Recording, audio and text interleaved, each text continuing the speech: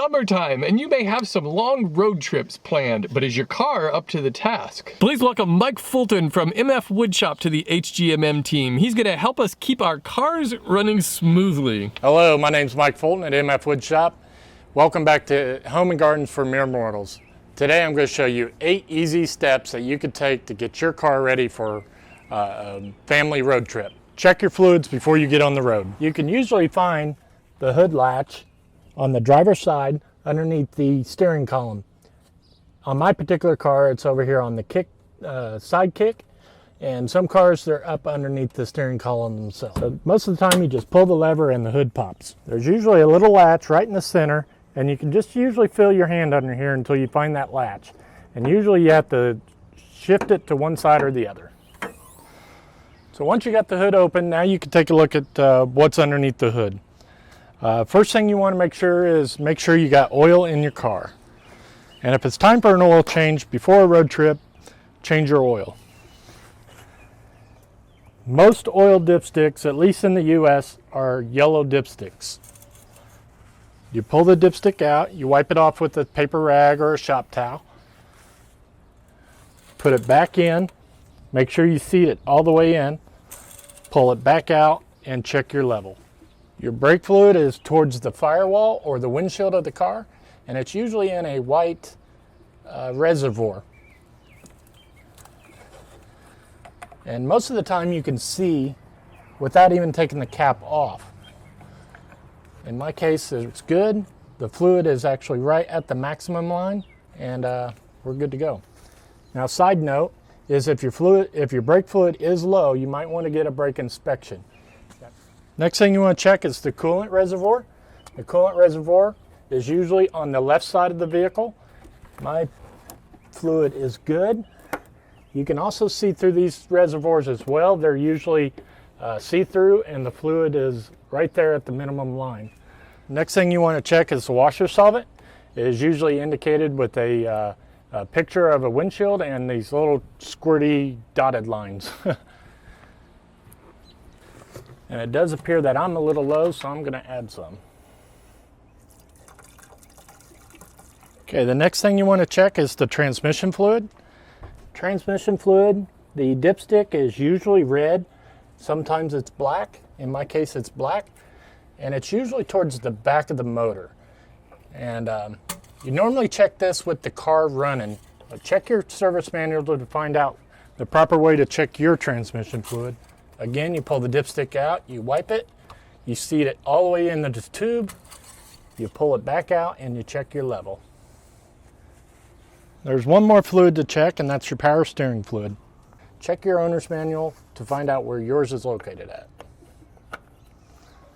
Again, you pull the cap out, it has a built-on dipstick, and the fluid should be right in the X marks of the dipstick.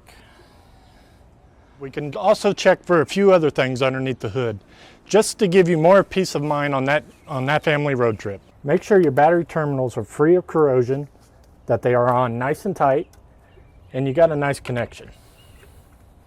And one of the last things you could check is always the air filter. You want to make sure your air filter is nice and clean and good for the road. A clean air filter can give you better gas mileage and make your engine breathe better. That's fairly new. It's really difficult to get some of these out. This particular make and model, it is really hard to get out. If you don't want to hassle with it, most of your parts stores will replace them for free if you buy their filters. Okay, so now that everything's under the hood that's done, we've checked it all out and made sure it's all good. Let's go on to the tires. So checking your car tires pressure can significantly change your gas mileage and your safety.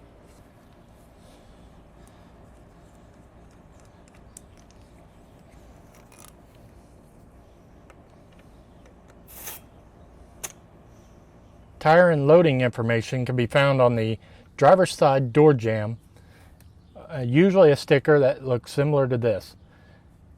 It tells you the size tires that your vehicle requires, the speed rating, which is the T. Also, it tells you the pounds per square inch, And it also tells you that in this particular car, it'll tell you front and rear. And it also tells you the spare tire, the tire size, and the tire pressure. Tire pressures are checked while the tires are cold. Check the tread depth. And if you don't have a tread depth gauge, which tells you how thick of tread or how much tread you got left on your tire, you can always use the Lincoln trick. The Lincoln trick is using a penny, holding it upside down with Lincoln's head facing down, and sticking it in the tire tread. If you can't see the top of Lincoln's head, that means your tread depth is within minimum requirements. Just a few more things you want to check before you go out on that road trip. Bare minimum, at least get all your windows clean so you can have a clear view of sight. You want to be able to see out all your windows and be safe on the road. It's a good idea to go ahead and get your car washed too, because what car don't like to be happy? One really important thing that you want to check before the road trip is to make sure all your lights work. That means your headlights, your bright lights, your turn signals, your brake lights, your tail lights, and also your reverse lights. So a real easy way to check all your turn signals all at once is to make sure your hazards are working. I got my hazards on. All 4 of them are blinking, so I'm good to go there. My lights work. My bright lights work. Bright lights are the inside of the car. The regular lights are the outside of the car. Okay, just one more thing that you may want to take in consideration is to check the air pressure in your spare tire. You can also find the spare tire PSI on the tire fitment sticker on the driver's door jamb, and you want to make sure that is pumped up, ready to go. Also, while you're there, check to make sure your jack and your lug wrench is there, just in case if you have that unfortunate accident out on the road. This is Mike Fulton at MF Woodshop. Thank you for stopping by at Home and Gardens for Mere Mortals.